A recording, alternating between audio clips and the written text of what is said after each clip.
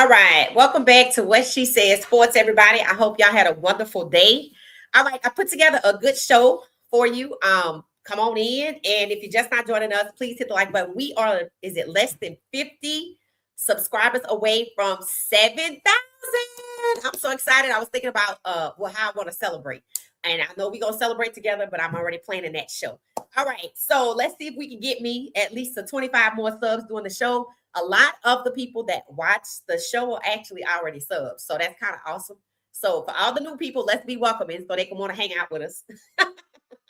All right. So I put together a good show. It's a hot topics. Y'all know I like to call it the latest buzz. And it's a couple of topics out there I wanted to talk about in addition to what you saw on the thumbnail. Shedeur Sanders surviving the Browns. That's season 2. We're in season 2. All right. So let's just kind of like get into it. First, let's talk about college. I saw a nice, how should I say? I saw a nice list today. We talked about this if you were with us when Trinidad Shambliss went to court and won an injunction against the NCAA, which allowed him to play.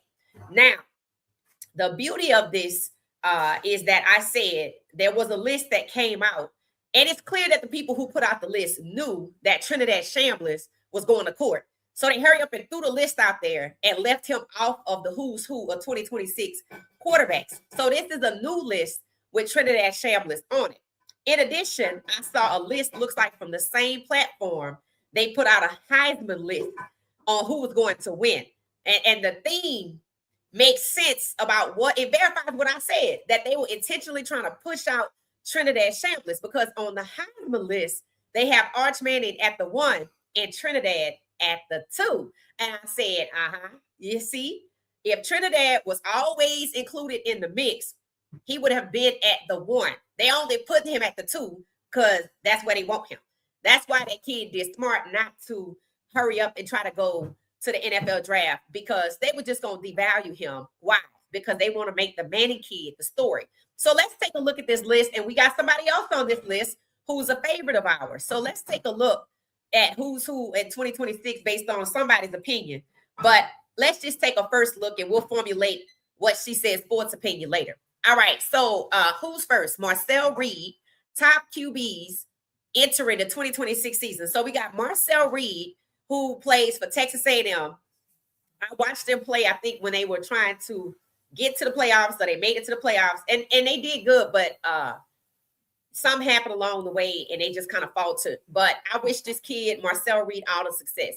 Arch Manning at the 2. Now, again, I don't know why the Manning kid keep popping up at the 1 and the 2 because he didn't prove that, right? So I do know why, but he didn't prove it. And they got him at the 2. And again, this is crazy because he didn't prove that yet. In fact, he went back to school. So how does the kid that went back to school because he hadn't developed enough, who wasn't having a good season at all, how did that kid get to the number 2 spot and they didn't even make the playoffs? Tell me. Tell me. All right. Then we have Julian Lewis. Y'all know Julian Lewis is the star quarterback over at Colorado. And they have him at the 3, surprisingly. Maybe they figured we'll shut up if Julian is at the 3. But Julian is at the 3. As you can see, he's at the 3. So that's our guy. I like to call him Pumpkin. I don't know why. Just like we call Snow and all these other kids, you know, they growing up. They growing up fast. Because last year, you know, I wasn't happy that they tried to bench him at the 3. But they got rid of those problems. So Julian Lewis is at the 3. So stay tuned. Stay tuned. And look who's at the 4. Trinidad Shambliss. Now, rather like to wager that since Trinidad played a whole season and went to the semifinals, that he probably should be at the 1, Marcel at the 2, Juju at the 3. You see where I'm going with this? And somebody need to come on down. Come on down because they didn't prove it. They didn't prove it, but this just goes to show you what preference looks like. What preference for a quarterback looks like. They just get put wherever they want them to be, and other people get cheated, right? So this ties in perfectly to my conversation today because I put out a poll asking, I said, in your opinion, do you believe the 2025 NFL draft was about talent? Well, this is just kind of a first look at what people said. I only dropped it 2 hours ago, and it's steadily going up with responses. But 81% is an 88% of the people said no. The 2025 draft was not about talent, which perfectly explains why on this list the Manning kid is up here and has not earned it. It's given, not earned. I like the Manning kid. This is not his doing. He's not making these lists. These are the people who are trying to put him in a position where, because they prefer him because of his last name. And we talked about Shedeur being crucified for his last name, right? So just this list alone kind of lets you see why it is that people are now saying this thing is rigged, right? Y'all are in college and in the NFL. Y'all are drafting people based on preference. Because if this is what they're doing with the Manning kid, trying to rig the Heisman for him, putting him in the number 1 spot or number 2 spot, and he doesn't belong there because he didn't earn it, and the rest of the kids had to compete for it and earn it. What you think they're gonna do in the draft when he come out, right? So I said it. If the 2025 draft clearly was not about talent, will the 2026 draft be any different? So as we get closer to the draft, we'll be having some draft conversations. I don't know who we're gonna be talking about, because most of the quarterbacks I follow have gone back to school. Maybe we'll see where Thomas Castellanos lands, and Kato Salter declared for the draft. So we'll kind of keep an eye on them, not watching the draft. But I will follow up and see, and then we're gonna have to see what Cleveland decided to do. I asked the question today: is Shedeur Sanders a good fit for the Browns? So we have some really good conversation that's getting ready to be had, because we're gonna talk beyond the stats. We know Shedeur Sanders is a good quarterback. We know the Browns need a good quarterback, but there's something baked into the culture in Ohio that we're going to talk about, which makes me ask, well, if that's the case, is Shedeur Sanders or any other Black quarterback a good fit? But not just the Cleveland Browns, also the Cincinnati Bengals, because you just heard me say what? What's baked into the culture in Ohio that works against Black quarterbacks? All right, so that's coming towards the end. So if you're just not joining us, grab your snacks. Don't know what time zone you're in. If you're in another country, welcome, welcome, welcome. So let's keep it pushing. Let's go over this list. Let's at least make it to the top 10 so we can familiarize ourselves with who it is they're trying to prop up. All right, so we have Marcel Reed. I'll be keeping an eye on him. Arch Manning, we'll be keeping an eye on Arch. I'm a NOLA girl. Arch from New Orleans, so makes sense, right? And I like Arch. I can compartmentalize and know that the media and some of the people around him are trying to position him as if he's a king rather than him having to earn his spot. And knowing Arch, he wants to earn his spot, which is why he decided to stay in school and become more developed, right? Shout out to Arch for that. And Julian Lewis, our guy, and Trinidad Shambliss, that's 4. Who do we have at 5? Who is this? Oh, Dante Moore. Okay, Dante Moore just went to was it the finals, the Natty? Yeah, I don't know why he 5. I don't know why he 5, but we're gonna talk about it. Now, while we're looking at this list, let me know if y'all feel like somebody out of place. Now, we already know about number 2, but feel free to say, yeah, he needs to move. If you say Arch need to move, let me know what number he needs to be ranked. If anybody else on this list you don't agree with, or if you feel like somebody else should be numero uno, let me know. And you can be biased if you want to say it's Julian. If you want to say it's Trinidad, so let me know. Dante, that's fine too. Then we have Julian Sand. Now, don't forget the Browns owner gassed up his jet and went to Ohio State versus the University of Texas, which is Julian Sand versus Arch Manning. So that means that the interest lies in the players for those 2 teams. Now, we all knew it was the Manning kid. Just in case you don't know, Peyton Manning is in the inner circle of the Browns owners. So understand that. That's why I keep saying they're stacking the dominoes. Isaiah Bond went to Texas and was a receiver for Arch Manning. That's one of the dominoes. And then you have Tom Telesco, who they brought in right before they chose Monken to basically help Andrew Berry pick Monken. And that's another domino. And then there's Mr. Peyton Manning himself in the shadows, because the e-files came out and his name was in it. So a lot going on there, and a lot pointing to the Browns wanting to draft the Manning kid, in addition to the media, was hopping on the bandwagon last year. Before we even made it to the third game, the media was trying to give him the Heisman last year, just like they're trying to give him the Heisman this year. And that ESPN local station in Cleveland, they were tracking him. They put together a tracker like they have for the Browns for training camp. They made a tracker for college quarterbacks. And guess who they had at the number one? The Manning kid. After about 3 weeks, because he wasn't playing that well, they kind of discarded it, but I screenshot it. So that's who they want to get in 2027. So my theory is that based on the evidence that is available, the Browns want to draft the Manning kid and want to use any quarterback in Cleveland to hold Shedeur back so he don't come out here and ball out, including Deshaun Watson, because the Manning kid is not like that. So we can't have Deshaun and Shedeur lighting it up. And then we come in with the Manning kid and we try to turn him into a check down king to prop him up like they did Tyler Shaw. It's the same thing, just like Mendoza. It's the exact same thing. You can't have these elite quarterbacks with all of this athleticism out here dropping 70-yard bombs, 60-yard bombs, touchdowns, balling out, putting up all 393 yards, all these touchdowns. You can't have all that and then go get somebody you prefer that's less talented. So that's my theory, and we'll be tracking these quarterbacks to see what shakes out. Because normally they'll say, is this what it is? And it's supposed to be based on talent. But even though USA Top 100 put this together, it's clearly not based on talent because they have no evidence to suggest that Arch Manning should be at the 2. There's absolutely none. But there's a lot of evidence to suggest that Trinidad Shambliss should probably be at the 1 because of all quarterbacks listed in the top 4 or 5. Trinidad Shambliss and Dante Moore went to the Natty in the semifinals. So technically, why isn't it Dante Moore? Stay tuned.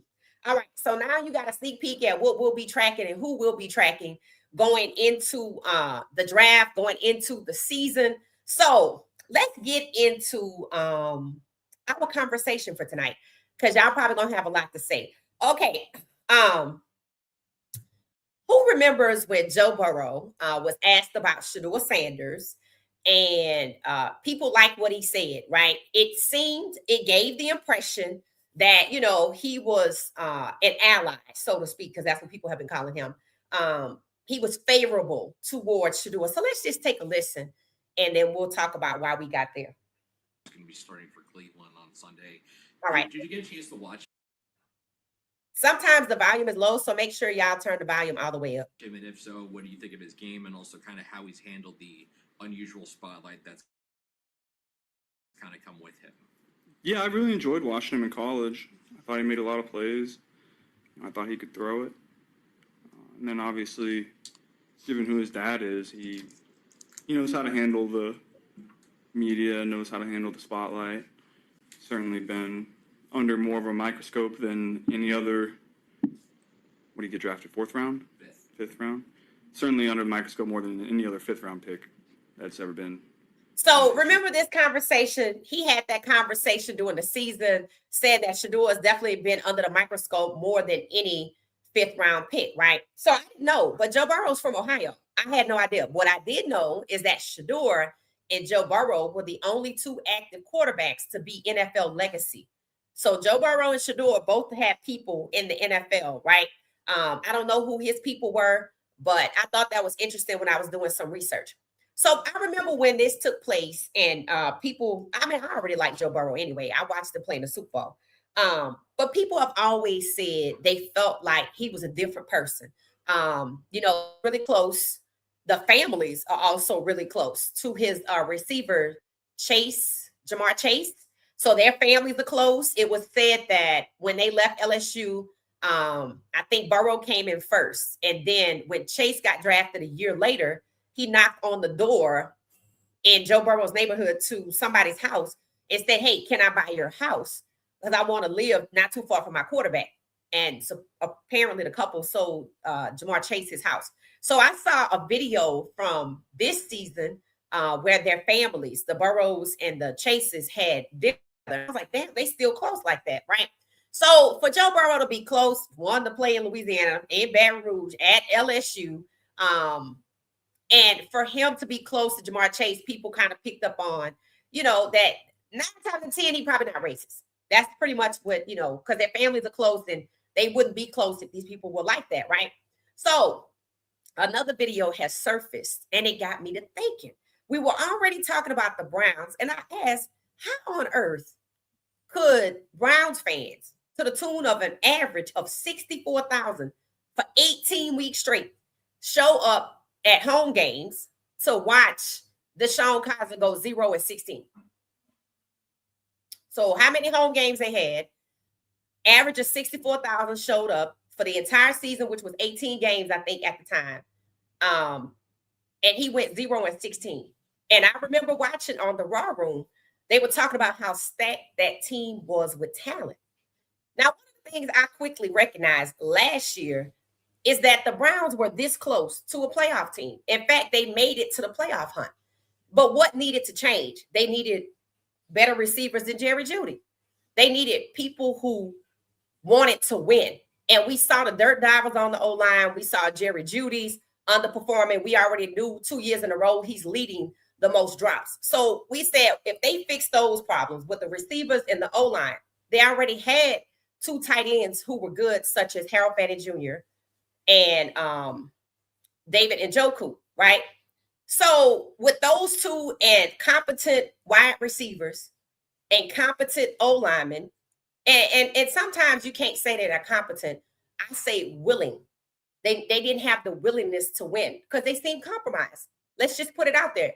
The O-line, Jerry Jeudy, and some of those other players seemed compromised. And it seemed that Stefanski only wanted to play the players who were underperforming, no matter how many replacements Andrew Berry brought in. So I already felt like they were this close to a playoff team based on what they had because they had a number 2 defense, right?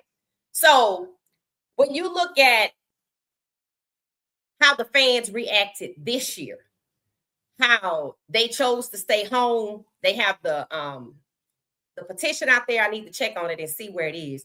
Did they make it to 1,000? They had the petition out there asking for accountability, a new ownership. It seems like they're getting tired. But when Deshaun Kaiser was quarterback, 64,000 on average. Just watch this team go 0-16, and the talent was stacked. So it seems that the Browns were counting on that to be the same with Shedeur because, they have one of the most loyal fan bases, as do the Atlanta Falcons fan base, right? So I was listening to this video I'm getting ready to play, and then I started to think. I said, okay, you had fans showing up for Deshaun Kaiser to watch him go 0-16, which is horrible, and no accountability. Now you have a petition out after Shedeur arrives, and people are pushing for accountability, right? But then what about the black quarterbacks along the way, like the Deshaun's and all the others? So I got to thinking, and I'm going to play this video. And I said, I think I understand. And we talked about not just the fan base and how they're kind of wired back then and now. And we talked about the connections that the ownership has because everything we say starts with the owners. We even talked about how some of the NFL insiders have said the Browns will be the Browns as long as they have the same ownership that they have. And obviously Browns fans in Ohio heard this because they launched a petition pushing for accountability or pushing for what? New ownership. So when you look at the ties that the ownership has, which is responsible for the culture, you're like, oh, okay, giving money to elected officials that block the Epstein files, right? You're like, oh, okay, so these people are a little, different from a lot of the black players or maybe some of the non-black players, right? So take a listen. This is a little deeper than just the ownership of the Cleveland Browns. This is Joe Burrow explaining how he grew up and where he grew up. It's a very underprivileged community. There's not a lot of black folks in that area. And so you see a lot of hate in certain places. That's not easy to see your friend going through something like that. And so that really affected me during that time. And so I've seen it from when I was little. And so when you see it affect somebody like that, I think you kind of have a different perspective on it than the majority of the population, I would say. Because I would say a lot of people haven't seen it and lived it and that's not an easy thing to go through. And so I always just try to help in any way that I can. It's and I think with the platform that we have, it's not necessarily a responsibility, but I think you're not doing everything that you can for the world and for the people that you care about if you're not helping in some way. Joe, it's 2020. You have won the Heisman. You're the first overall pick. And there are a lot of people that feel the way that you feel or may have even experienced it. But it's not a lot of people who would use their platform and risk the backlash that you could have received for that. What made you feel confident enough as a rookie quarterback on a new team to step out and be a voice for other people? I don't know. I just was talking from the heart. So, okay. So after listening to this, I thought to myself, I said, okay, so what Joe Burrow is sharing with us is the area he grew up in. He's from Ohio. And I'm like, okay. So what we have here is a region of the country, and there appears to be a lot of racism, right? And we have a team owner who, even though he's from Tennessee, quite possibly shares those values of the region, which is probably why he agreed to buy the team.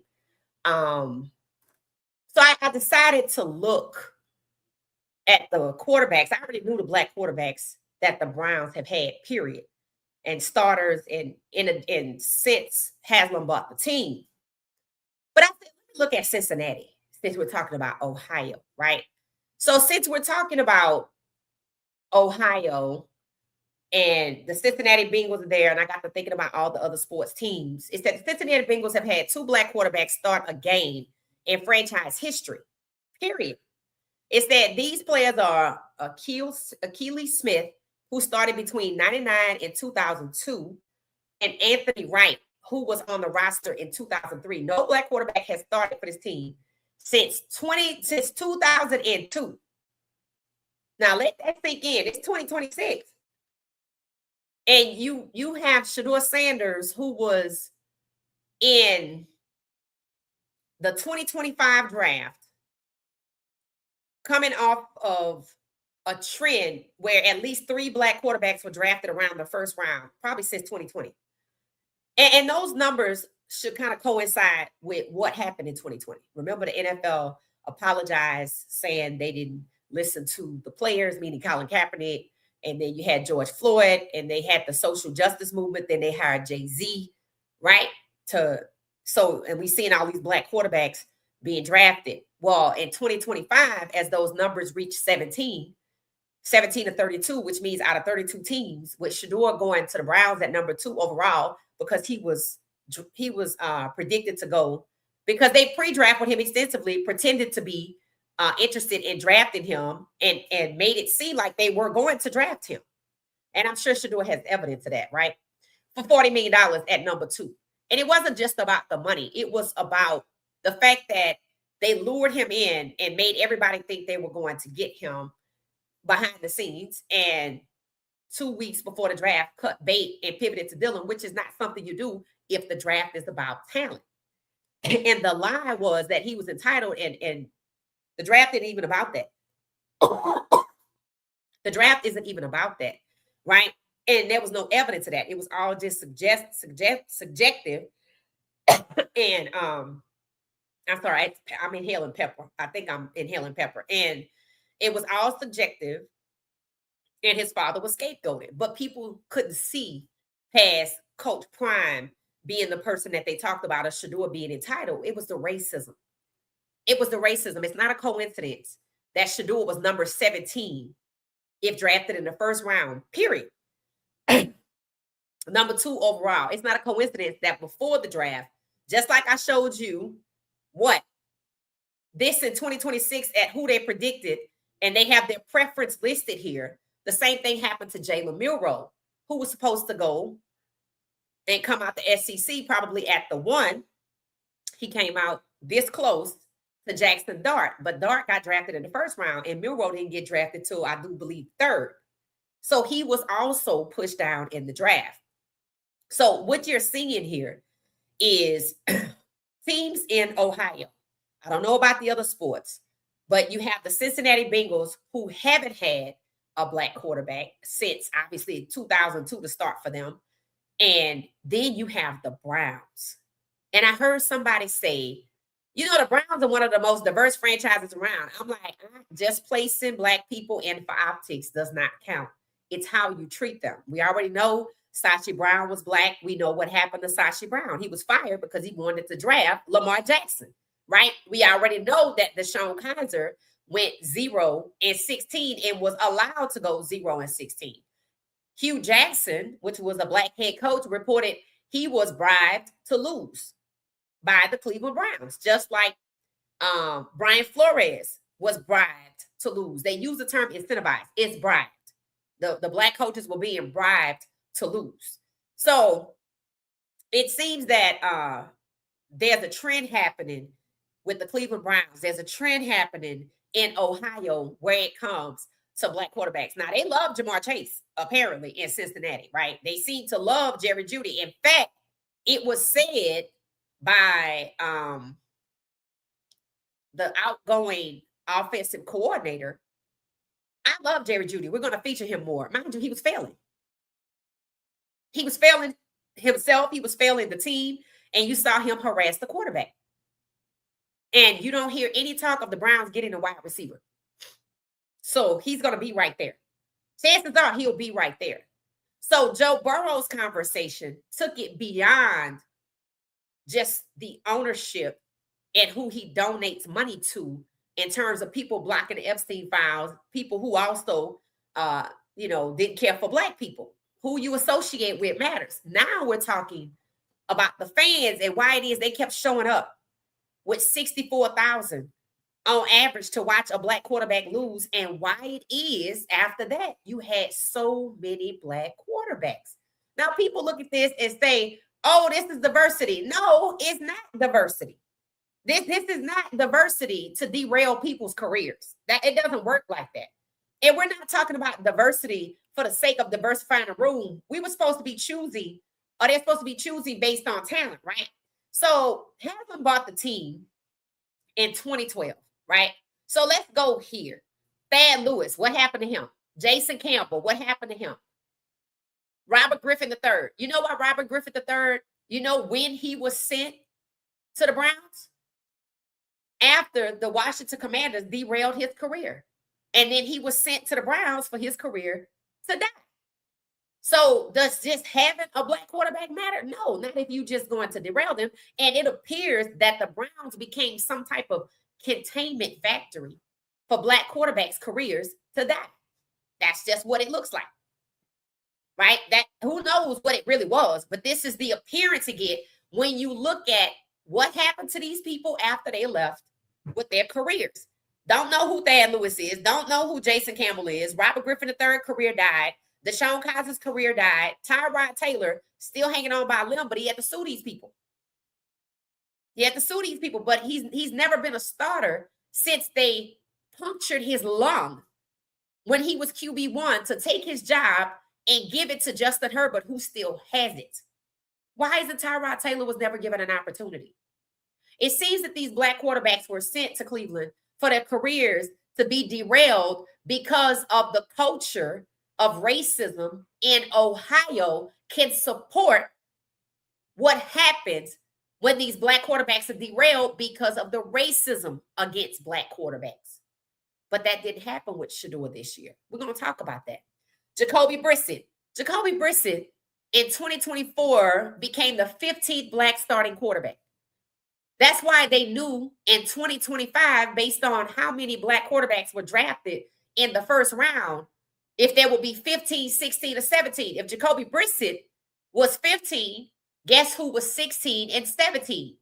Whoever was number 1 and number 2 in 2025, Shedeur and Cam. So you saw an outright assault on Shedeur Sanders after October of 2024 to align on who was going to go number 1 overall, and it went to a quarterback they rarely talked about in the draft, Cam Ward. And then Shedeur was supposed to be the 2, but he got pushed all the way down. And once they pushed Shedeur out of the first round, there were no more black quarterbacks to be drafted in the first round in 2025 because first round quarterbacks are inherent QB1s. Therefore, they capped off the number of black starting quarterbacks of 32 teams to 16. Then the manipulation began once they got to camp, which is why they were so steadfast on holding Shedeur back from being the starter for the season. No matter how many times he won or proved in their competition, he was the guy. They knew. But that meant everything that we did in the draft to keep him from being 17 would be futile if we let him be 17 in the regular season. And this is not going to change, which is why you see check down king quarterbacks who are mostly white. They could be black, but they don't get those coming in the first round. Pay attention to who's in the first round for quarterbacks this year and look at the list for who they have set up to come out first next year. Arch Manning. The list before Trinidad Shamblers disregarded anybody else outside of Dante Moore, who they didn't have first or second. And I don't know why they got Darian Mincer way at the bottom with Miami when this kid basically led the ACC or whatever conference he was in. It shows you that the predictions in college, how they are positioning them in college, is rigged. And it's rigged to help who comes out first, second, or third in the first round for quarterbacks in the NFL. And it shows you the reason that Cleveland could get away with derailing the careers of black quarterbacks was because of the culture, the racism that's baked in the culture against black people. So send these black quarterbacks whose careers we want to derail to Cleveland, and the fans will still show up. And that's what happened until Shedeur arrived. So since Shedeur's been there, fans have stayed away, right? Fans have stayed away. They put out a petition. They're holding the team accountable. Stefanski got fired, but then they sent him to another loyal fan base team, the Falcons, but these people are black. So we're going to have to wait and see how it works out in Atlanta, but it goes to show you why it is they send certain black quarterbacks to certain teams. It goes to show you why the question that's been asked about the Browns being some kind of containment factory for where people's careers go to die, but by people, I mean black quarterbacks. Overwhelmingly so, black quarterbacks. LBJ say they sent him to Cleveland for his career to end. He's not a quarterback. So it works for that purpose. But overwhelmingly, it has worked against black quarterbacks, not just black players. So Joe Burrow's conversation about how he grew up in Ohio and how racist it was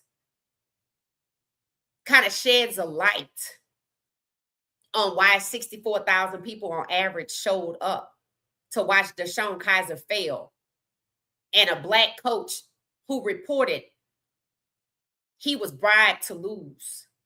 And then you have all of these black quarterbacks coming through here, careers derailed, and nobody will speak up about it. And why is that?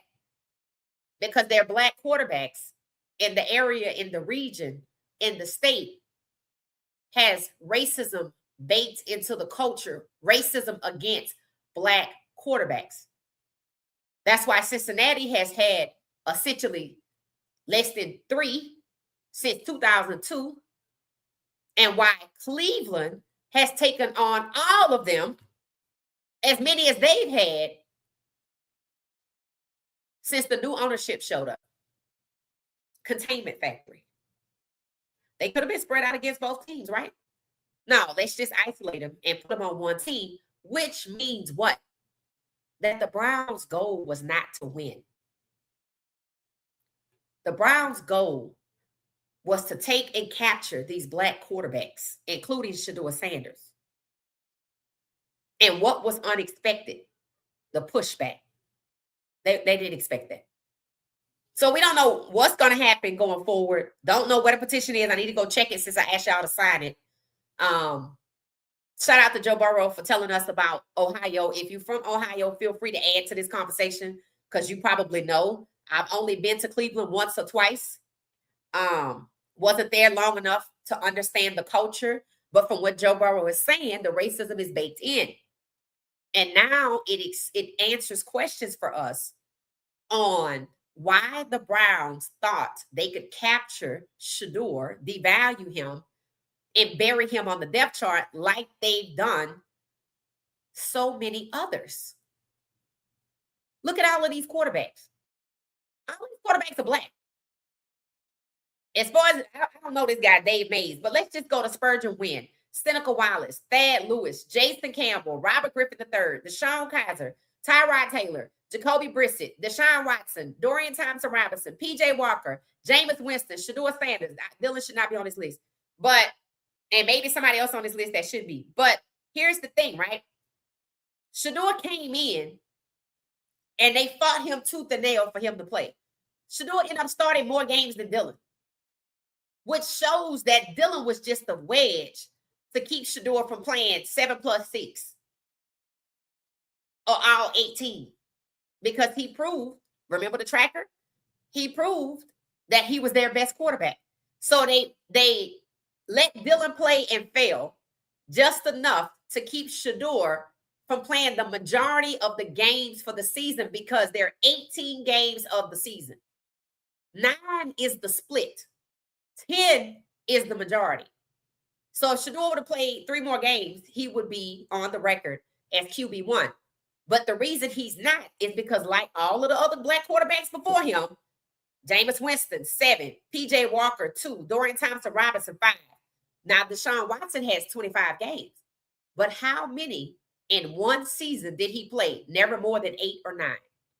Deshaun Watson has never played 10 games in one season. So it seems the Browns have been working to make sure they do not have a black quarterback as their starter. Jacoby Brissett will be the last one. And where is he? He was backing up. Who? Kyler Murray.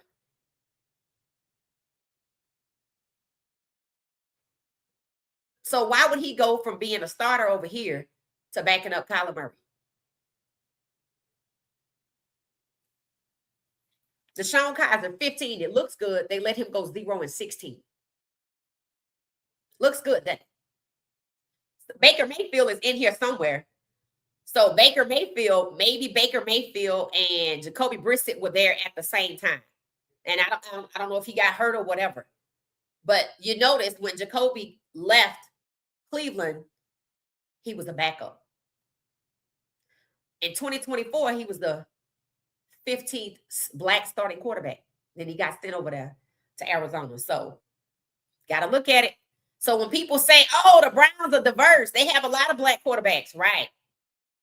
Draft and destroy, draft and contain, draft and devalue. What did the Browns say about Shedeur? They got him for a deep discount.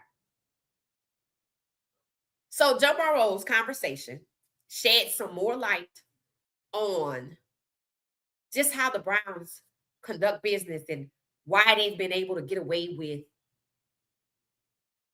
derailing black quarterbacks and as many black quarterbacks as they have, because they had a loyal fan base who live in a region where racism against black quarterbacks is baked in. Black people, racism against black people, including black quarterbacks, is baked in. So they're not going to say anything until Shedeur Sanders arrived.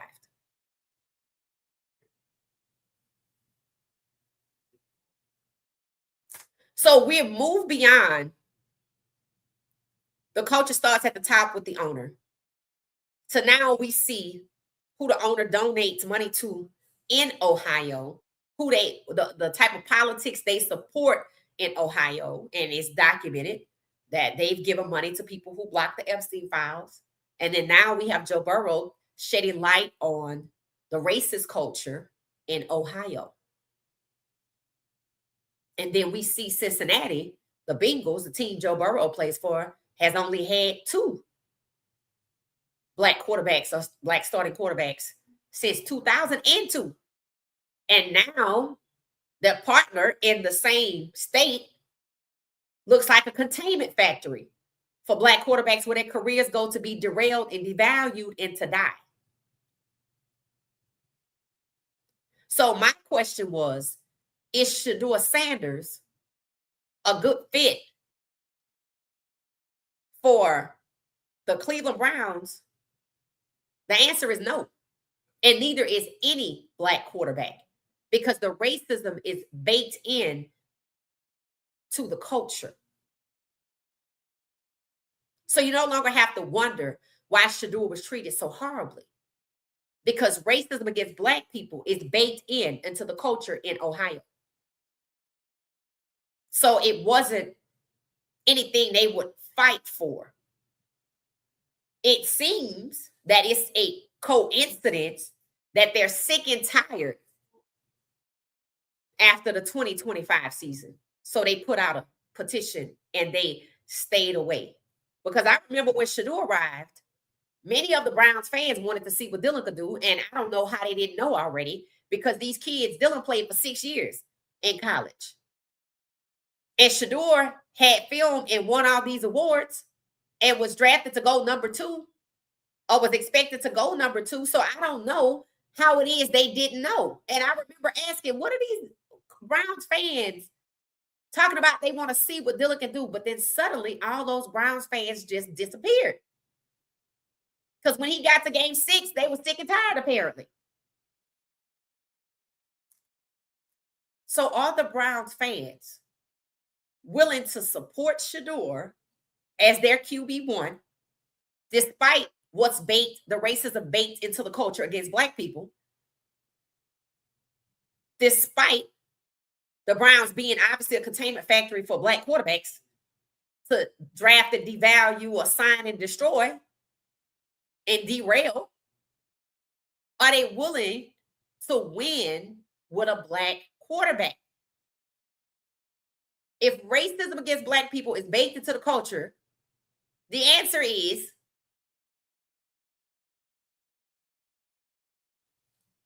I'll let you answer it. Is Shedeur Sanders and any other black quarterback a good fit for the Cleveland Browns, who clearly don't value black quarterbacks, who have fans who grew up or subscribe to the racism that is baked into the culture in the state of Ohio? The answer to that question is no. Now, some fans say, we don't care what color the quarterback is, we want to win. Is that true? If racism is baked into the culture, racism against black people, is it true that they want to win with a black quarterback? So how do you separate the two? I don't like black people, but I want to win with a black quarterback. That's the real question. So let me see what y'all are saying about this. I have one more topic to discuss, but I can table it till tomorrow. 113 of us, hit the like button, please. But it kind of ties into what we're saying, so let me just say it. All right.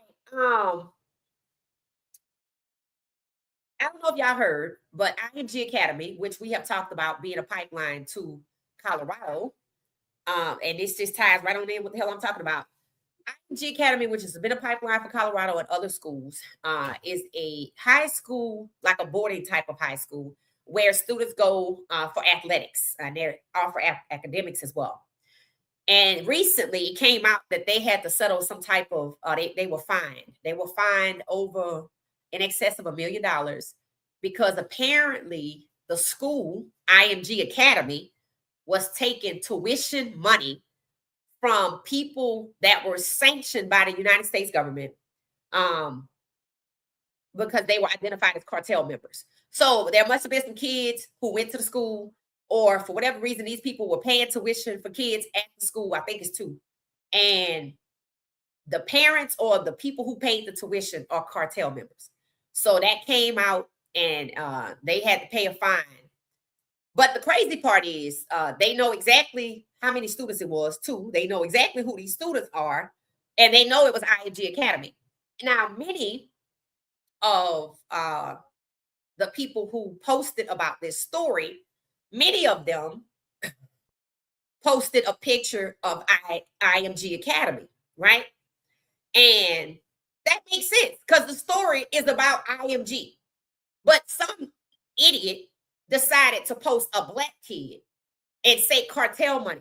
I'm like, time out. I said, why are you using a black kid for this story? Like, really? And people liked it and reposted it. It's a valid question. The story is about IMG. And if you have other reputable publications putting out pictures of IMG Academy, because that's what the story is about, why are you trying to criminalize a black child who has absolutely nothing to do with Mexican cartel money? This is a prime example of why you need to start speaking up and protecting these kids, these athletes.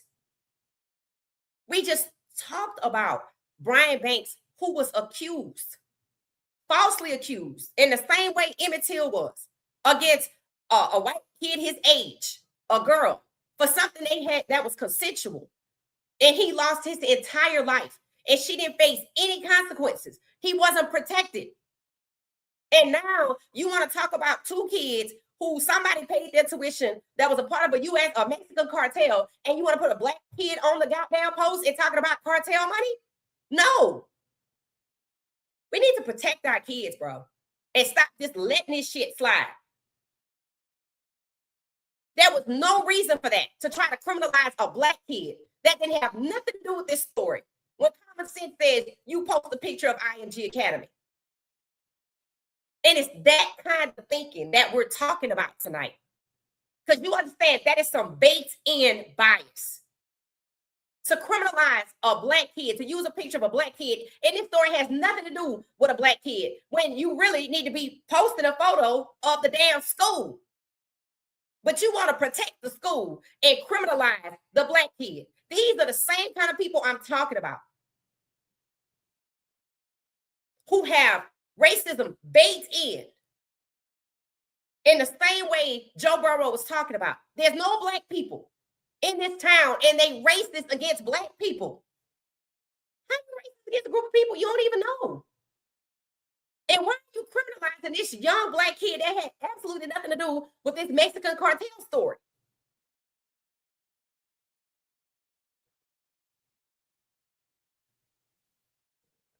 You can't just sit there and watch. You have to start protecting these kids. Brian Banks was not protected.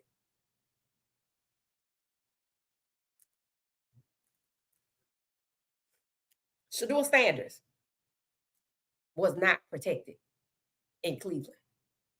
He endured way too much trauma and abuse for somebody that went to supposedly play football, because racism is baked into the culture.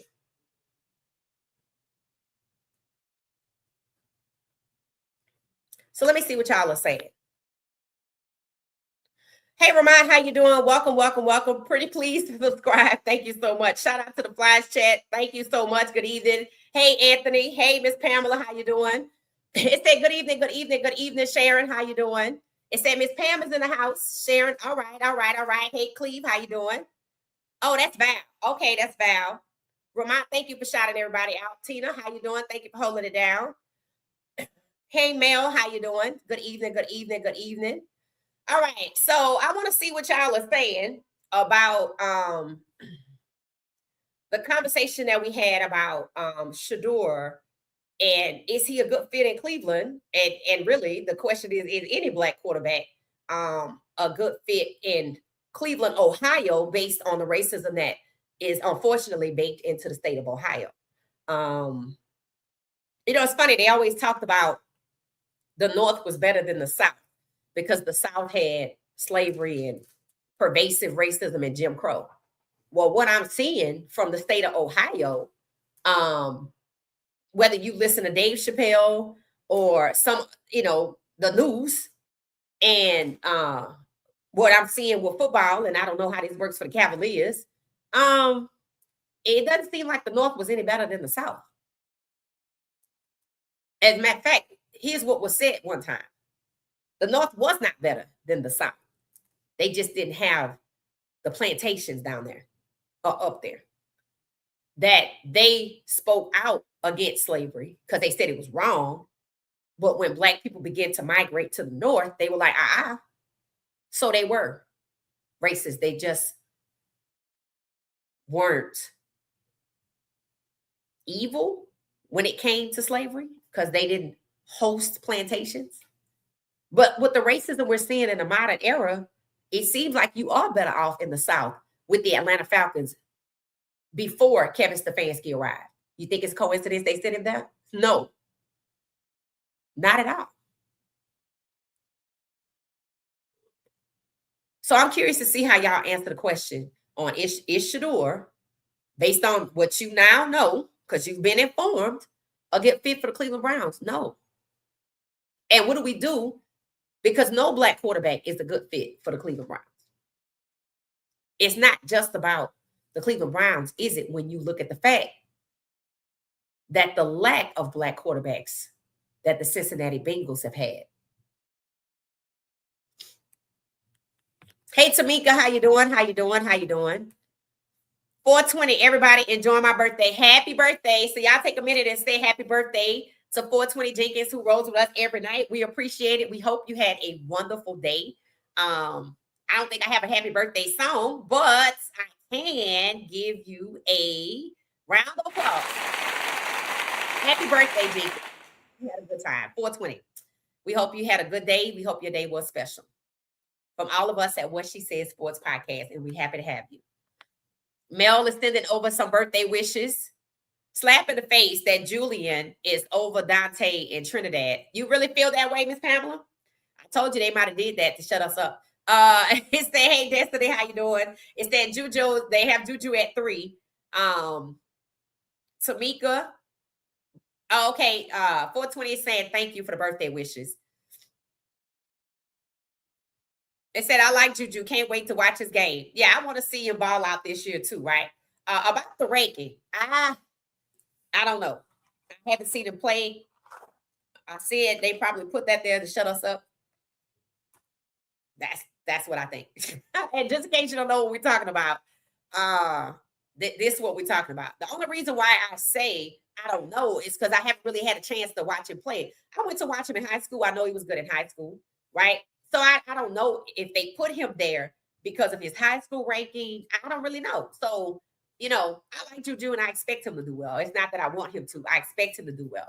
But with everybody, and again, putting Juju up here with Arch Manning, knowing Arch Manning don't belong there, is to shut you up about Arch Manning because why? We like Juju. That's why I said that's what that is, right? And to have Trinidad Shamblers, who just went to the semifinals, he should be at probably the 1 along with Dante Moore, the 1 and the 2. Marcel Reed, maybe the 4, right? Because why isn't Dante Moore? And why on earth is way down here at the bottom is Darian Mensah? Darian Mensah balled out for the conference he was in, and Miami just went to the Natty. So that's not making any sense other than that's where you want to put all the Black quarterbacks. You want to spread them out so that, and this is what they do, right? They'll look at this. And then as the season goes, the media will talk it in this position. And then when they come out in the draft, they'll be like, well, Arch Manning was 2 in the draft. So clearly he's worked his way up to 1 and he can be 1st overall. Marcel Reed probably might not be ready to come out. He might go back another year. So that makes Arch the clear 1. Juju is not coming out of college anytime soon. So that really moves him out the way. And what it does is it goes right back to Trinidad. Right back to Trinidad. And Arch Manning, just because I don't know if Marcel's coming out or not, but we know that Trinidad is. And once again, Trinidad is seen as the threat to Arch Manning being number 1, but Arch Manning doesn't belong right here anyway, just like you think Juju doesn't belong here. So this list was strategically put together to prop up who they want, which is the Manning kid, and push down Trinidad, which is exactly what I said it was. And that was before this list came out. Haven't been wrong yet. Been wrong yet. And you can look at it, and it should be easy to see when you realize that racism is also baked into this list. Racism against Black quarterbacks. It does not just start in the draft. It starts in college. And that's what this list proves. They put Marcel and Juju up and around there so you can shut up when you see somebody Black because they know they being racist. But who is it that they kicking down? The one that they deemed the threat that they were trying to push out of college football, Trinidad Shamblers. That's exactly what's going on there. You welcome 420. Tina said no. I'm assuming when you say no, absolutely not, you mean that Shedeur is not a good fit for the Cleveland Browns. I agree. I mean, when I listened to Joe Burrow, when I listened to his video, I went back and looked at the one from this season. And, I'm just looking to see he's maintaining consistency. And I remember when they asked him about Shedeur, they already knew how he felt because the video that we posted, this one, is actually from 2020. It's a very underprivileged community. There's not a lot of Black folks. How Joe Burrows felt. In that area. He doesn't harbor any racism. And so you see a lot of any that we can see against Black people. So that's why they asked him about Shedeur to see what he was going to say. Through something like that. And so that really affected me during that time. And so I've seen it from when I was little. And so when you see it affect somebody like that, I think you kind of have a different perspective on it than the majority of the population, I would say. Because I would say a lot of people haven't seen it and lived it, and that's not an easy thing to go through. And so I always just try to help in any way that I can. It's and I think with the platform that we have, it's not necessarily a responsibility, but I think you're not doing everything that you can for the world and for the people that you care about if you're not helping in some way.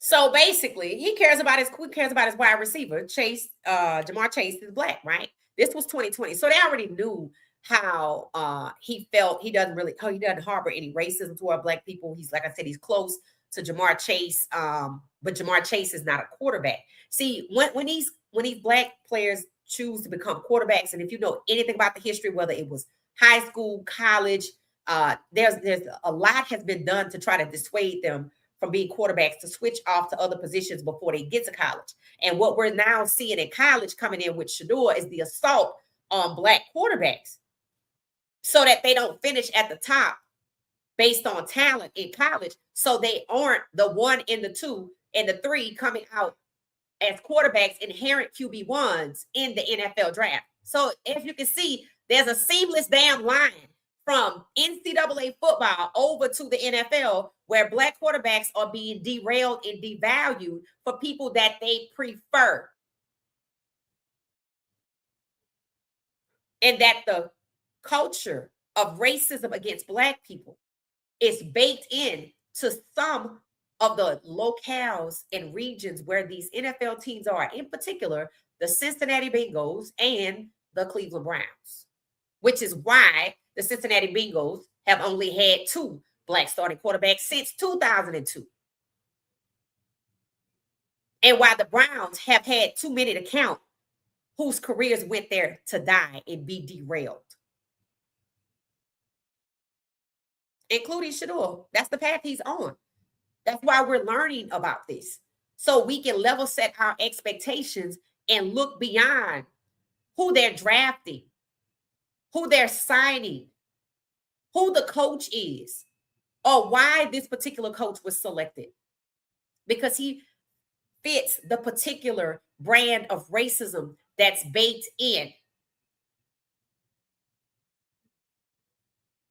So you have to look at it differently now. You have to take the rose-colored glasses off and admit what it is and move accordingly. So for the petition to ask for new ownership or accountability, they're not going to get no accountability because of what's baked in to the culture, racism. So ultimately, whether it's this year or next year, there will be a push for new ownership. And how do you know that that's probably what's coming? I've told y'all multiple times, it's highly likely that the current owners might not be in that stadium.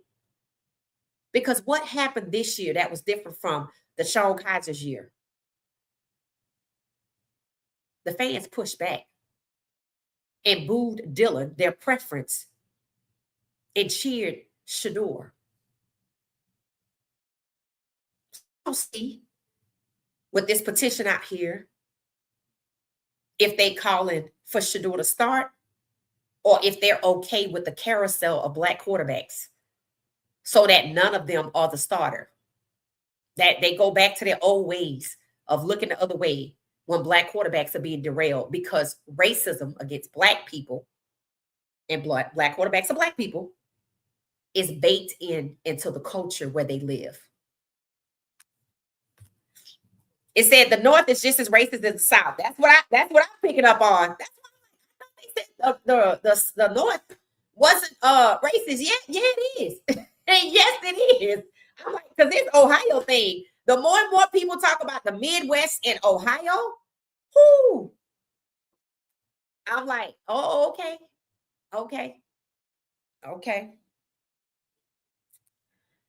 I don't know why people kept saying that. All I'm thinking is maybe they didn't have Jim Crow up north because they damn sure had it in the South, and I knew people fled the South for it. But from what I can see, the North is racist, and Ohio is a travesty. And Ohio State, who, if you know what's going on up there, the whole damn school was damn near donated by the right-hand man of Epstein. So them kids up there trying to figure out what to do. What the football players gonna do, what the basketball players gonna do, what those black athletes, the track athletes, what they gonna do. Because they were racist against your people, thank God. Ohio State. And are making justifications and excuses for why they not holding the doctor accountable. Why they won't change the name of the buildings. We're going to see. It's that owner set the tone for the team and community. Shedeur should be traded. I think so too, based on this information. It's that from college football to the draft. Yep, it's rigged. Massachusetts and Connecticut. What's that? Hey, Pretty Brown, how you doing? Pretty brown eyes. It's that Massachusetts and Connecticut. Let us know what the context was about that. I'd love to hear it. Ramon said, keep doing the same old, and you'll keep getting the same old results. Facts. And when people reveal the truth, about what's really going on, you can't just sit up here and go, well, I wonder, how it's going to go this year. It's based on who they got, right? Because obviously, if you can convince half the offense to sabotage a black quarterback, we're not playing football here. We're not. It's not about football. Do y'all know that Joe Batonio was supposed to announce that he was retiring or whatever it's going to be yesterday? And today is coming out that they're going to put a pause on that. Now, why is it that Joe Batonio is being considered after he was caught dirt diving? There were no consequences for that, and they still want to consider bringing him back. And that's why I said, hell no. Shedeur is not a good fit for Cleveland. You see? Because the racism is baked into the culture. And the owner got upset that they called the team dysfunctional. How about racist? This is beyond dysfunctional. And they're talking about the building. No, the building is an inanimate object. The way the place is run is dysfunctional. So I say no, he's not. Shedeur and no other black quarterback are a good fit for the Cleveland Browns. Oh, racism. That's what you're talking about, Massachusetts and Connecticut. Okay. Yeah, Boston. Because I've heard on the basketball side, they said Boston has some of the worst fans. Remember Utah? It was that way. And remember when I think it was Russell Westbrook, how he was treated by the Utah fan base. That's when the NFL came up with their zero racism policy that, if you throw something at or harass black players or something like that. So they came up with like a zero tolerance policy. Does the NFL have that? Because look at all of the Buffalo Bills fans who attacked Lamar. Look at how the Buffalo Bills treated Keon Coleman.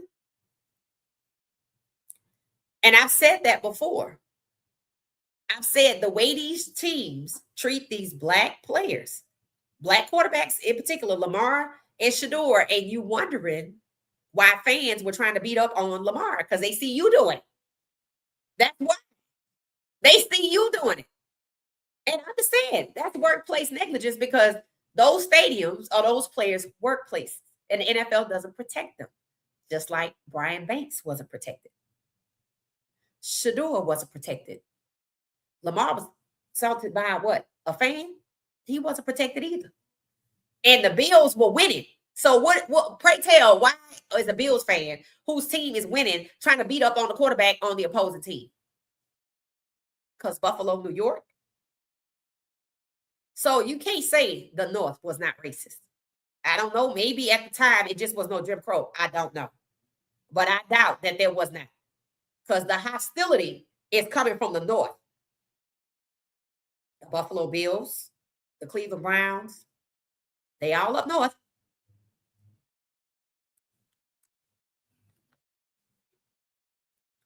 It said Massachusetts has a deep history of racism. I lived there for 8 years. Oh, wow. Thank you, Crowley.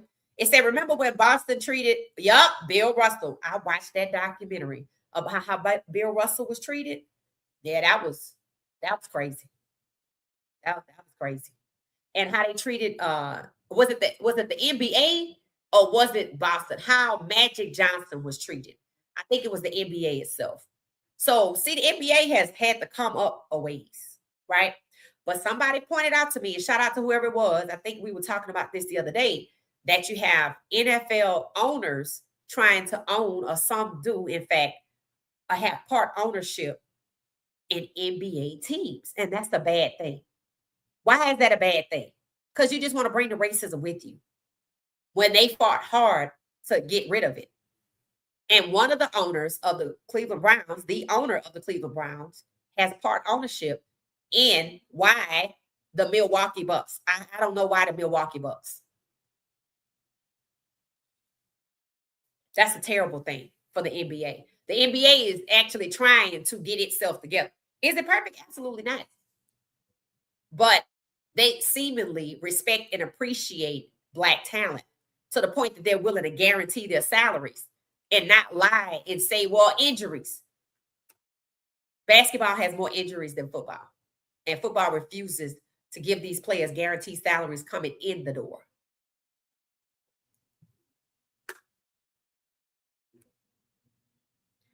Keon got to get out of Buffalo. I think so too, Coach. I think so too. If anybody have any insight into Keon Coleman and what's going on other than what I think is going on, you let me know. I saw an interview with somebody who knew Keon Coleman or went to school with him or something. And they were talking about how happy he was. And yeah, because something happened. And when you have Buffalo Bills fans trying to beat up on Lamar Jackson, it's not a stretch. That something untoward has happened on that team towards Keon Coleman, who was so happy-go-lucky and his light has been dimmed, but they blaming him, but they have no accountability for Josh Allen.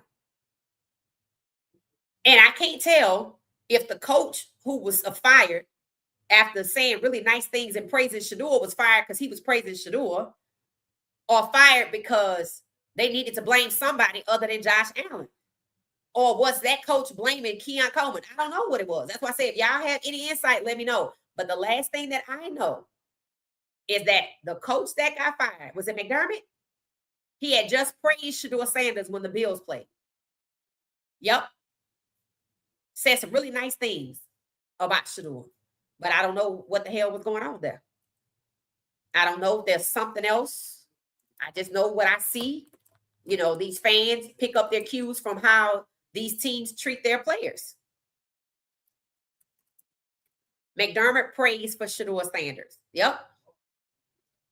It said Buffalo Bills coach Sean McDermott offered significant praise for rookie quarterback Shedeur Sanders ahead of the game in 2025, calling him a good player, a good young player, off to a great start and dangerous with the tool set that he brings to the table. Now, that's just all wonderful things. So when I heard he got fired, I instantly went back to what is said here on the screen. I said, oh, did they fire him like they do everybody else because he was kind towards Shedeur. Think about it. Shedeur had these people on the ropes. Seriously, this is real. So that's why I asked for insight into what's going on with Keon Coleman. Now, during the day tomorrow, I'll be probably talking about some other sports topics. This is the latest buzz because it's late, right?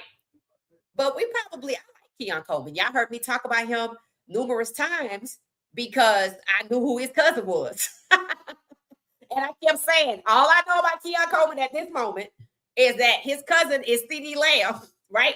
So how is it CeeDee Lamb can come into the league and for what I heard, Jerry Jones wanted him to wear number 88. He couldn't even pick his own number. And we over here. So we over here forcing CeeDee Lamb into submission to wear the 88 as if it's was it 88? I think it was the 88. It was some number he wanted him to wear, but he couldn't pick his number. And then we got Keon Coleman over here, who's an asset. And I said it. Why are the Buffalo Bills limiting, underutilizing Keon Coleman? I asked that question. And then next thing you know, is something going on. And Tracy McGrady, I follow his wife, Dr. Calendra McGrady. I saw her get her degree, her doctorate. And just saw it the other day, as a matter of fact, online. And was thinking about this, how you rarely see the limited partners. And Tracy McGrady, I think, and Vince Young are both limited partners in the Buffalo Bills, right? And they used to play basketball. And rarely do you see or hear a voice out of them because we didn't hear anything out of Charles Woodson. And maybe it happened where Shedeur was concerned, but it didn't seemingly, there was no, Charles Woodson saying anything or anybody asking Charles Woodson anything about what's going on with Shedeur. Like no intervention to stop the abuse that was happening with Shedeur. But the Bills apparently did ask Tracy McGrady, who, like Woodson, is a silent partner, limited partner, to talk to Keon Coleman. And they still benched him afterwards. But at least they did, because typically these silent partners are to be that.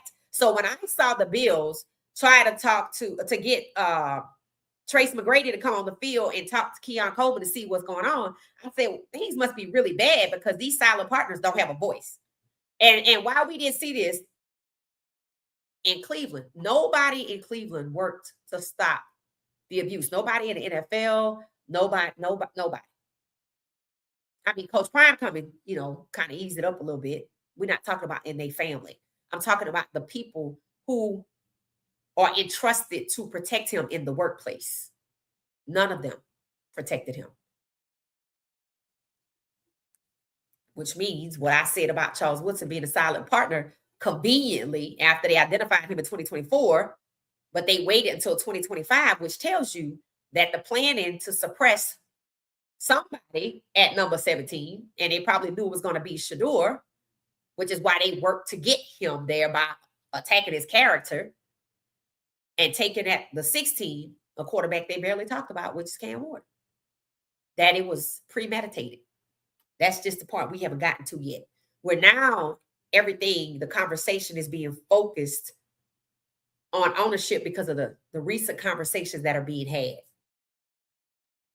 inside NFL insiders, citing the Browns' ownership being problematic. Joe Burrow talking about Ohio and how he grew up in. It's obvious that the racism is baked in, and it explains why they were able to filter so many Black quarterbacks through there to draft and sign or trade and destroy their careers, including Shedeur Sanders, until this year, till fans pushed back. So we're going to have to wait and see how the fans on the ground act this year. Are they pushing? We already saw Shedeur. He did good. He played more games than Dylan. He's QB1, or are they just going to be silent? We have to wait and see, because I don't know any of them. But Selmo is in our community, and maybe he can tell us give us the pulse of the fans and let us know what they think. It's that Shiloh was speaking on how when he played ball, would get in how he would play ball, people would get in his box with racism, even if he played good. Now he has to watch Shedeur go through it. He said his life is like a vacation now. Oh, that's good. Yeah, that's good. It said Paul Allen owned the Seahawks and the Trailblazers. And there it is. There it is. Thank you for confirming that. Okay, what did I say yesterday when we were talking about Chauncey Billups and LeBron James? And Chauncey Billups was arrested by the feds by 5 in the morning. He came out of his house with Clutch Sports on his chest. And I said, that's the message. And I was going to talk about this tomorrow, but let me just slide it in today. LeBron is catching heat. And now Steph Curry's name is being roped in with LeBron's. I haven't looked into that as being sympathizers. That's the term that's being used. And LeBron is being trashed and people are disassociating because they believe he's been either compromised and or selling out. All right. I said yesterday that the message on the shirt at 4 or 5 in the morning of the arrest of Chauncey Billups was intentional because Billups was basically saying, I ain't going by my damn self. And I said, I know who the target is of the NBA scandal. It was LeBron. And it was. And now we're seeing compromising behavior from LeBron. And it makes sense.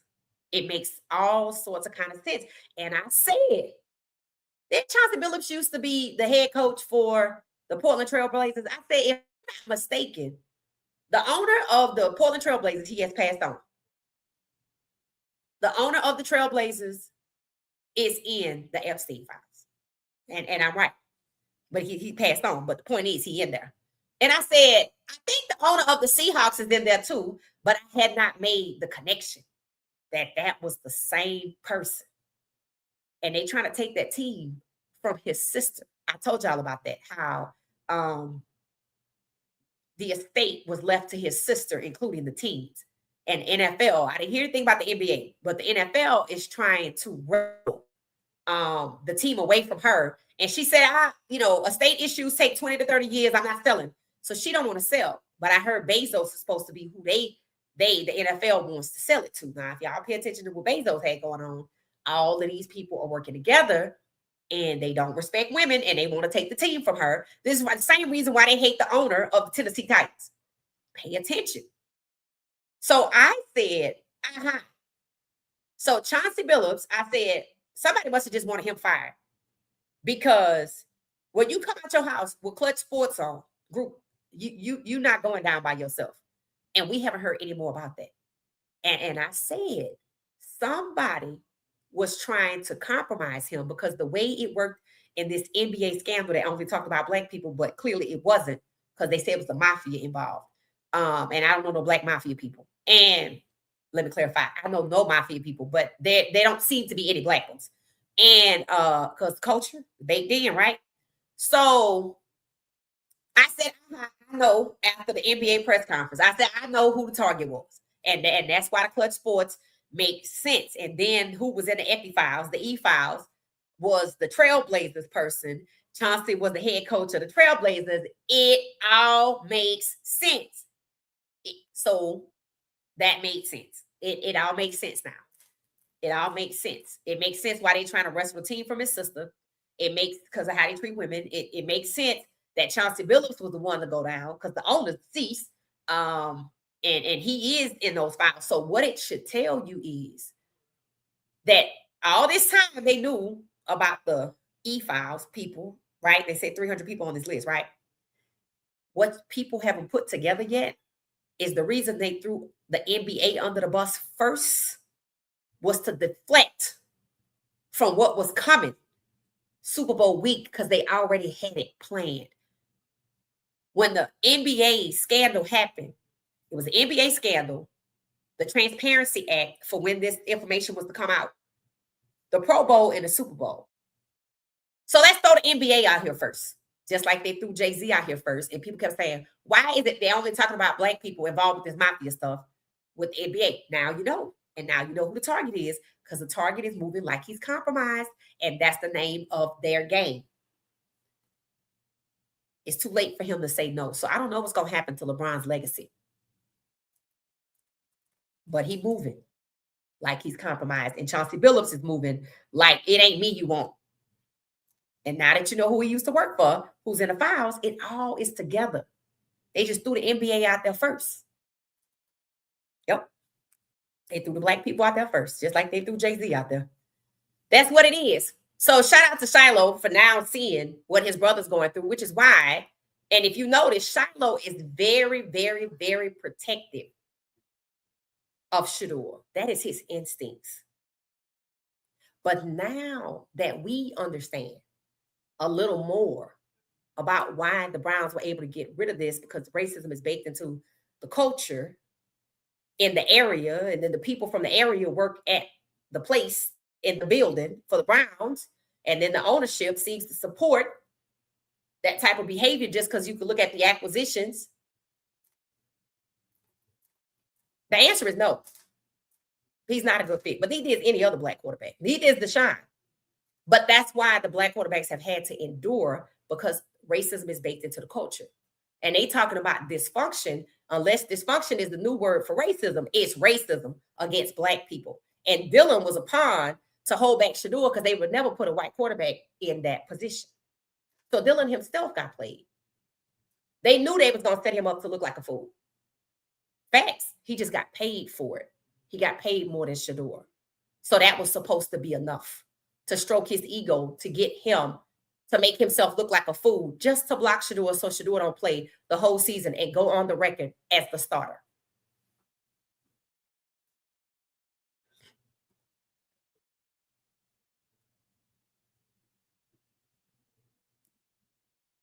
You can clearly see when looking at this list, Jacoby Brissett was the last one to play and start 11 games. I'd have to go back and look at the 2022 season because they hired Stefanski in 2020, right? So I have to go look and see because he was the last one to play over 10 games. Even Deshaun. Now, when Deshaun came in, he never played more than 10 games one season. And nobody else. 2022, 3, 4, 5, and probably 6. None of them played 10 games. The black quarterbacks, none of them. So that seemed to be the pattern after Jacoby Brissett. Let's just start rotating. That's why they had so many in 23. That's why they had so many in 24. That's why they had so many quarterbacks, period, in 25. And you saw that Flacco and Pickett were gone before anything significant could happen. And Dylan ended up playing less games than Shedeur. So they got Shedeur to carry 7 games for less money than Dylan. So it's like a slave. That's what it is. We're going to have you out here playing more games than the person we paid more money than you, but we're not going to let you play enough games that you get the credit. That's where Flacco and Pickett came in at. And we're not going to let you get developed because that's where Flacco and Pickett and Dylan came in at. And they gave Dylan all of those reps, but Shedeur ended up playing more games than him. And according to Stefanski, who was complaining, he didn't like the personnel decisions that were being made, which meant he was complaining about Andrew Berry. So somewhere along the line, maybe like Kirk Cousins, they lied to him and made him think Dylan was going to be all the way. And that's why he was acting like that. Like, I'm not switching up. Or they all in on it. But the point is, he got upset that Shedeur got a chance to play. It's almost like somebody told him, yeah, don't play him. And they let him look like the bad guy because he was steadfast into the decision that they made together, but they let him go out there and do it. And he took the heat for it. So he got upset. Then he started calling it a script. Then he ends up with more money in Atlanta. So it sounds like Kevin Stefanski got some kind of leverage. Yep. So we know what it is. We know the racism is baked into the culture. We do not, most of us, believe that any black quarterback should be in Cleveland or Cincinnati because the racism is baked into the culture against black people. Therefore, they're not prioritizing the development and the success of the team and or black quarterbacks leading the team towards success. And what do we do about that? Right now, let all of this just sink in, and it'll come. But at least we know. And shout out to Joe Burrow because that interview was from 2020. And I heard it today just scrolling for the short period of time I was on probably IG. That's where I saw it. I had never seen it before. And in the comments, people kept saying, I've never seen this before, but it was the pivot. Yep. See how some things come to you when they're supposed to come to you. So just let all of this information just settle in, and it'll explain itself in a couple of weeks. Just like now, I understand who the target of the NBA scandal was. I understand why some people moving like they compromise. I understand why Chauncey Billups wearing that goddamn sweatshirt at 4 a.m. when the Fed showed up at his house. And I understand the connection to the previous or the late owner of the Seahawks and the Portland Trailblazers. It all makes sense. It all makes sense. They were running around compromising everybody. Then they were like, let's move over here to the NBA and get some black people. And that's what they did. They were like, oh, we're going to get some black people. Let's throw and they threw them out there first. That was the whole, they were collateral damage. Jay-Z, collateral damage. Jay-Z running up to, as much as I want to say used to care for Jay-Z, running up to the Super Bowl after they threw you under the bus first with your daughters. Based on what it is we talking about, no. That's a no. That's a hard no. We'll talk about why one day, but absolutely not. Because if you made your money with these people, you're complicit. And they threw you under the bus first, and maybe you like, I'll be damned, and you're gonna go up there with your daughters to prove, but you still complicit. And then why go up there and commune with the people that threw you under the bus? You're still complicit. You're still complicit. Because either you partook, and if you didn't, cool. Thank God. Hopefully you didn't. Or you knew and said nothing. One thing about all of these people, they seem to all kind of know each other and work together. So you get to know who they are. And they weren't shy about their communications. And sometimes people feel like I can make money with you. I don't have to do what you do. No. If you pinch off of the criminality pile, you are complicit. That's just what it is. If you was nowhere to be found, that's a different story. But if you was out there and you like, I see what you're doing, but I don't want to have nothing to do with that. Or maybe they didn't tell you. Maybe when you went out there that day, they didn't tell you. That's all you got the leg to stand on. When I was out there, that's not what they was doing. But understand, depending on the year you were doing it, once he became registered and a registered offender, that nobody else can be excused after that because it was public information. Complicit. Once the person is registered, you know what it is. And you chose to make your money with them, so you complicit. Tell me I'm wrong. Got fired and hasn't been picked up by another team. Who we talking about? Mine, let me know. It said, yes, he was fired for 12, and they put the blame on him and Keon when Josh Allen, the one needed to be fired. Oh, we talking about McDermott. Okay, let me go back. Okay, so hold on. Mine said, because sometimes when I get to the topic, I'm not sure what it is. It said, we talking about McDermott. Got fired and hasn't been picked up by another team. Right. You know what they said? He going to have to sit out for a year. But Daboll didn't have to sit out for a year. Callahan didn't have to sit out for a year. Stefanski didn't have to sit out for a year. Stefanski giving me that he got some kind of leverage. The way that situation moved, even the media was like, that was fast. Yeah. Because once he started talking that script stuff, towards the end, go listen to his last conversation. His last interview. He kept talking, using the word script. I was like, is he trying to tell that it's scripted? Because he kept using the word script. And we know it's scripted. So it feels like he has some leverage. But what did I say about Stefanski? I said it during the regular season. I said, Stefanski know what the bodies are buried, which means he has leverage. Maybe he used it. I said they could fire him during the season, but they probably not going to because he know where the bodies are buried. Then he ends up with this job with $15 million a year, which is just shy of the $18 million that Mike Tomlin made in 18 years. And you got it like that. And you got another job like that. And the Browns owner was optimistic that he would get another job as a head coach like that. Yep. So he was fired for 12, and they put the blame on Keon when Josh Allen, the one, needed to be fired. I like it, Jenkins, because that's what it's given.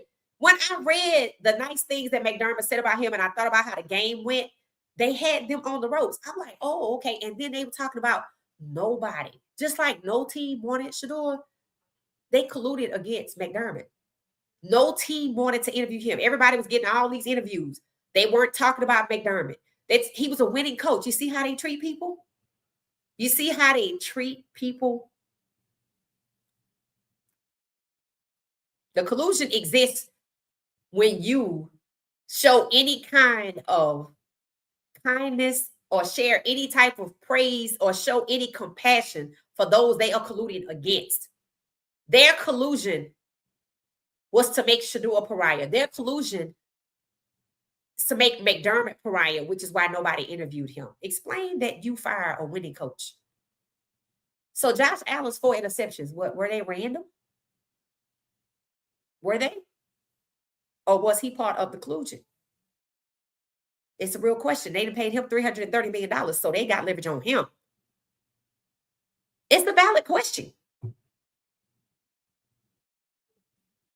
Was it always going to be Drake May and not Josh Allen? Some people say, yeah. I even said during the season, why it seems like all of a sudden they falling out of favor with Josh Allen? They weren't falling out of favor with Josh Allen. They were falling out of favor with McDermott. So was Josh Allen's 4 interceptions random? And that might be why Keon Coleman feels like he does, because you asking somebody who comes from a good family to cheat. Did they ask him to drop the ball and he want to do it like Jerry Jeudy? I mean, it's a real question. Did they ask him to slow down his routes like somebody else we know? It's a good question. And he want to do it, so we going to beat up on you? These are bullies. These are bullies. Bullying Shedeur, bullying McDermott, bullying Keon, bullying Caleb. Yep.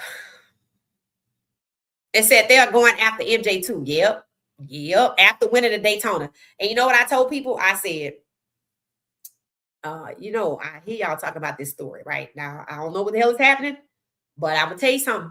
There better be a pattern of behavior, because one thing about MJ, if they trying to set him up, he already walked in the court with 100 lawyers, and that's how he took down NASCAR. I say take down, they settled, same thing, because they didn't want to do that, right? 100 lawyers walked in the court that day. That's described as audacity. That one word alone fits for every situation aforementioned. Keon Coleman had the audacity, probably because he didn't want to cheat. McDermott had the audacity to praise Shedeur. Tony Brown had the audacity to be concerned about Shedeur. Flacco had the audacity to pal around with Shedeur. Myles Garrett had the audacity to speak the truth that Shedeur is ready and I will go into war for him. Now they want to trade. They said they shouldn't. Now listen to this. Somebody's putting out in Cleveland that Denzel Ward should be cut, not traded. Cut. You see? This is why you do not bow. Because here's what's happening, right? You're looking at it as they don't want me to align with Shedeur. That ain't what they don't want you to align with. They don't want you to align with black quarterbacks being the guys, being elite, because Race Norman says they're not. The racism is baked in. So once you start showing care, concern, compassion, and compliments to the black quarterbacks that we brought over here to bury on the depth chart, you got to go. That's how they feel. That's just like in the South. Maybe up north too, because now we know the North is racist. They don't get to get off. There was this N word that they used for black people, but then there was another word they used for white people that showed care and concern for black people. In lover.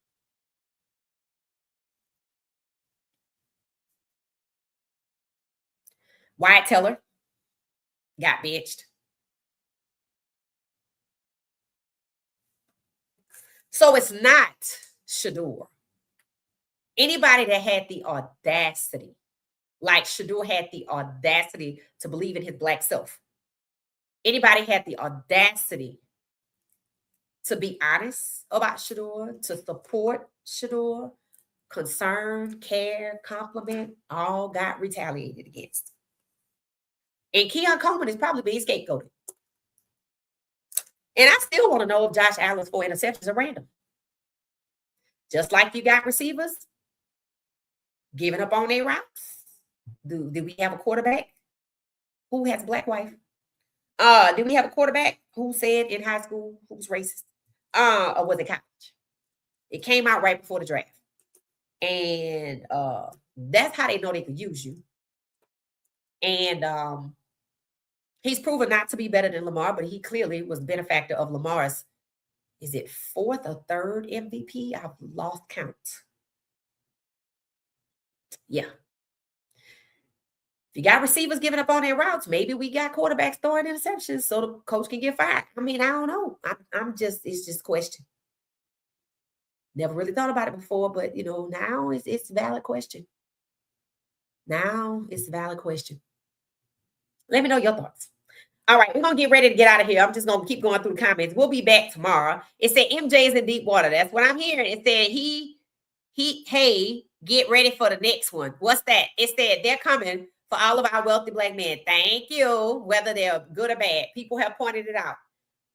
They care more about, let me get it right, Colin Kaepernick taking a knee for justice. Yep, that's one. They care more about Michael Vick and the situation with the dogs rather than what's happening with the humans, cannibalism. Even in that situation, they throwing certain people under the bus and still not talking about certain people. They talked about Clarence Thomas, talked about Jay-Z, talked about Oprah. Hell, even talked about Diddy. His name came up. All these people were billionaires at one point. Now they're throwing Ellen out there, rightfully so, saying she's the most prolific cannibal there is. Even in this situation where who's getting exposed, the people that they committed these acts with are being based on gender and race, are being, even racism and exists and hatred or whatever you want to call it exists in the criminality. Oh, well, the black people got to get thrown out first. The NBA gambling scandal. All the black people that were billionaires that I just named. Now, Ellen says LGBTQ. That's next. And then it's going to continue to go that way. Oh, the prince in Saudi, heard his name a lot. But he's still not the most mentioned person. But they threw him out there too. Oh, he did this. I'm like, okay. So even in the criminality, because there's no honor amongst thieves, the racism, the sexism exists. Yep. Which is crazy. But that's what it is. So, McDermott, Keon Coleman, it's starting to make a little sense now. McDermott always made sense. But Keon Coleman, now that we talked about it, it's starting to make a little sense here. And this draft, we'll see where they strategically place. First of all, who it is that they draft. And of who that they draft, if they are black, and they might make them all undrafted free agents because the other ones went back to school, where is it they land, if they land anywhere at all? Because now they want to cut Denzel Ward. I'm like, what? Well, he's 29. Okay. Again, that's why you don't do that. So that's what it is, guys. All right. It said Big Shot got compromised. That's what it's given. Big Shot gets compromised. Stay tuned. And I don't think he's gonna be the last one. Because from what I'm seeing right now, with the walls closing in from the outside, from the foreign entities first, and head and people pointing the finger, you looking at who the finger being pointed at, and it's gonna get a little whiter. At some point, you're gonna run out of black people to blame. You're gonna run out of LGBTQ people to blame. You're gonna run out of international people to blame. At some point, you gonna have to start pointing the finger at Americans. That's on that list. At some point, but we ain't there yet, apparently. But stay tuned. Stay tuned. It's that everything is premeditated. It does so seem LeBron is low-hanging fruit. Absolutely. He's collateral damage. Everything could be a distraction from something else. Everything. And that teaches you what they're capable of. And it's good to know that. It's good to know that. It said we have a new network. ESPN has been named BESN, in my opinion. What's that, Paul? What's that mean? You gotta let us know what that means. It said rest in peace. Yes, Dr. Jesse Jackson. Yes, absolutely. It said the gatekeepers are running for cover. Yep.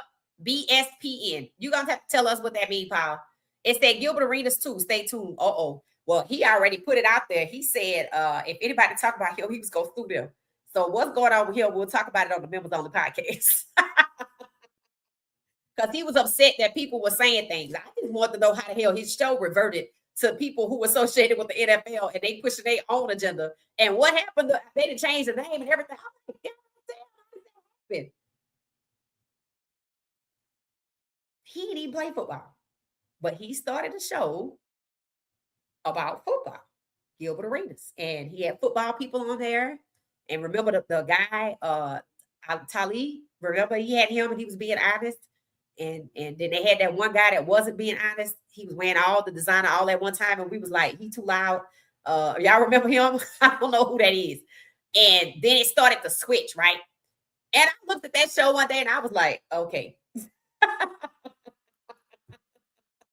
I was mad. I was like, how you gonna sell your platform? Come to find out, there was a situation. I was like, oh, see, that's why I said, just give it a minute. When things happen, just give it a minute. Now we see why LeBron moving weird, right? Chauncey with sweatshirt. Gilbert Arenas show flipped. And look who it flipped to. Look who it flipped to. Look who's on there. They had Gruden on there. Richie Incognito was on there. Yeah.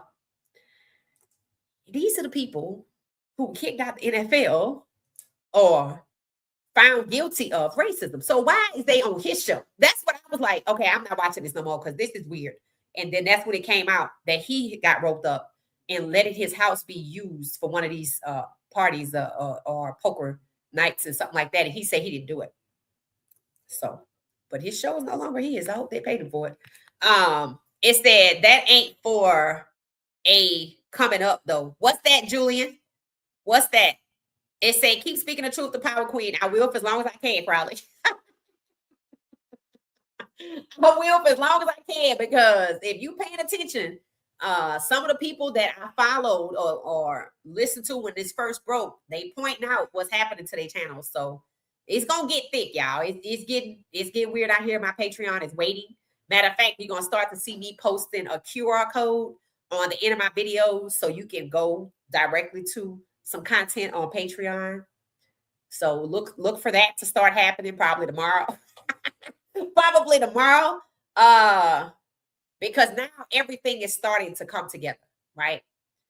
Everything is starting to come together. Wendy said that they closing a lot of their locations because it came out in the files that it seems that some of these establishments are using human DNA. And McDonald's is already on the books for admitting to 2%. And that's a lot. That's a lot from contamination. That's a lot. Across 2% across everything. So people are starting to side-eye what's really being ingested. I haven't been back to any of those places since, and I'm not going. I just rather eat at home and cook because I know what I'm eating. At least I think I do anyway. It said, Chad, if you have time, please watch the 2025 Dave Chappelle concert. Is that the one that just came out when him talking about he bought up all this property in Ohio? If that at the end of it, he said, everybody's starting to put out those statements at that I'm not thinking of offering myself or something like that. Dave Chappelle said something similar.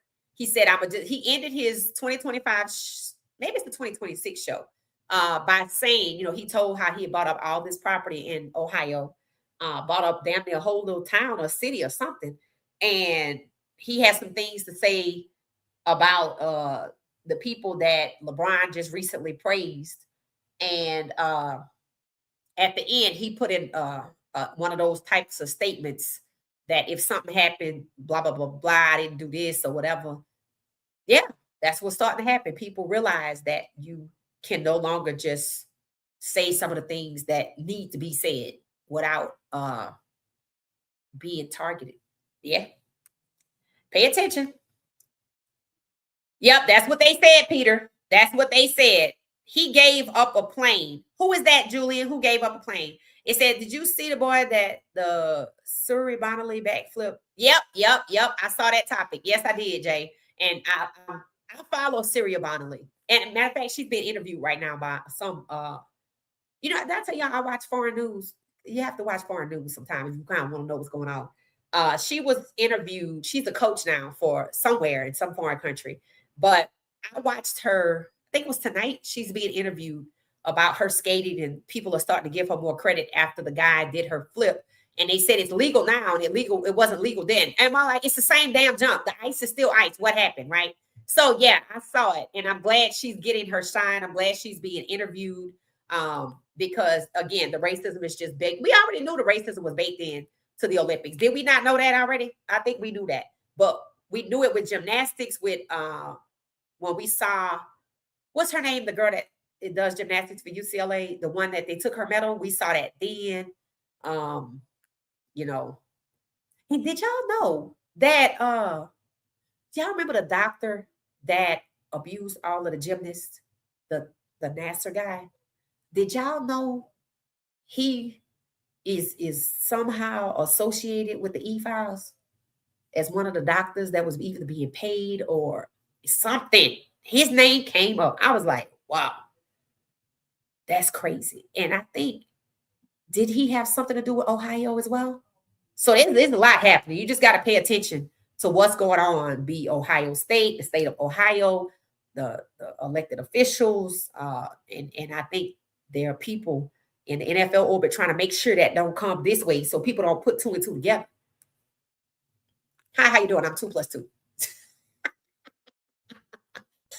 Be careful, not for long. Yes, BBB News. Yes.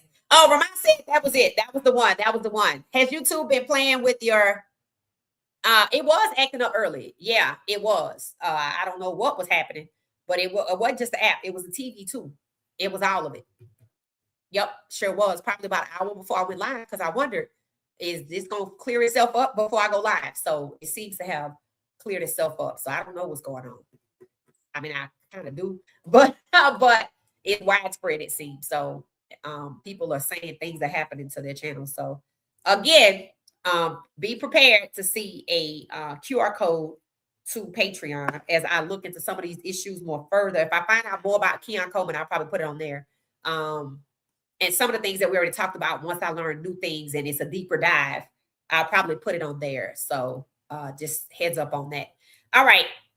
So yes, you have to watch foreign news. Did y'all know that they had a carnival in Germany? Go look and see what's happening. Yeah, I didn't know they had parades in Germany. I had no idea. I think was it Tina that said she was stationed in Germany? Yeah, they have a carnival. So go check out their floats. Right. It's also Mardi Gras in New Orleans. That's why I was shocked. I didn't know. So yes, it did happen, Destiny. I think it happened to a lot of people. Tina said it happened to her too. The server is the problem. Yep. Jade said, yeah. So here's the thing. It was widespread. It was widespread. So I don't know what was going on, but apparently something was going on. They said Twitter was down the other day. Now, what did we talk about when we talked about the explainer video? If you haven't seen the explainer video, you know what I'm talking about. Go look it up. And I want you to see how far they've progressed and look at the "you are here." You should be able to identify the "you are here" part of that video. The end has already been revealed. That's the funny part. The end has already been revealed. and it involves LeBron's behavior, so it should kind of make sense. But there's just this one part we haven't gotten to that we're seeing based on our conversation today, and that's outages of social media, a cyber crash. Seems like we get close. Seems like we get close. So I might give y'all my phone number. Yeah, we might do it like that. I might give you a number. We might do it like that. I think somebody actually suggested that to me yesterday, but it was for a different purpose. But I think I could see it for this purpose. So this is being proactive. So stay tuned for that. And that's one way for us to stay in touch, because I do believe we are now approaching that situation. Because it just happened on TikTok, it happened on IG, now YouTube and X. Now, at some point, all together now, it's like a test to see what happens, but when it's happening all at the same time. So yeah, we might do that. Might get a number so we can share and just chat in the comments. I think that'll be a good idea, especially if something happens. What y'all think about that? So yeah, they say Twitter was down the other day. A VPN is the antidote. Yeah, that's true. But does a VPN protect against a whole cyber crash though? I don't think so, right? You could look into that. So we're gonna get out of here. We'll be back tomorrow. We got some basketball conversations to have tomorrow, and some football conversations that we'll likely have tomorrow. I'm excited about Juju. I already went to Georgia Tech's app to see if I could buy tickets for the game. As far as I could see, they was only trying to sell me season tickets, and I didn't want those. So if y'all find out that you see a link to buy tickets to Georgia Tech versus Colorado already, which is September 3rd, post it in the comment section, and I'll just repost it, and we'll just repost it until everybody can get it, even in the community section. And because I definitely want to go to that game, provided it's still gonna happen. All right, so I shall see y'all later. Thanks so much for hanging out tonight. I hope you feel informed, because that was the goal. And we'll be back for some more hot topics in sports tomorrow. Thanks for watching What She Said Sports. See y'all later.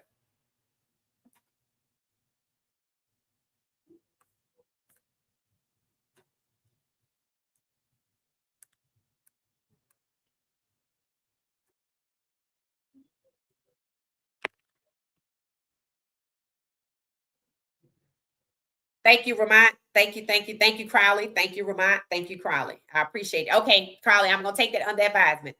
I will take that under advisement and get on that. Thank you so much.